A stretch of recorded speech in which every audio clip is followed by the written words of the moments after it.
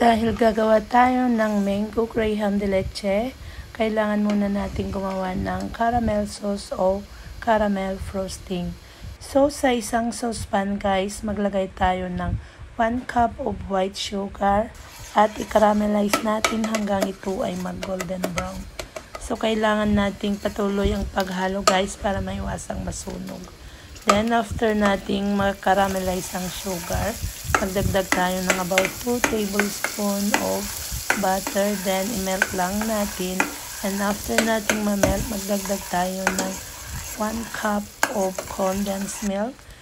So sa paghalo guys, kailangang tuloy-tuloy para maiwasang masunog ang ilalim nito. Kasi pag nasunog guys, magiging mapait ang lasa. Kailangang tuloy-tuloy at mabilis ang paghalo guys hanggang ito ay lumapot. Pag ganito ng consistency guys ay okay na kasi habang lumalamig ay mas lalo pang lumalapot. So this is it guys, isa na namang napakasarap at napaka-spreadable na caramel sauce ang nagawa natin ngayong araw na to. Thank you guys for always watching.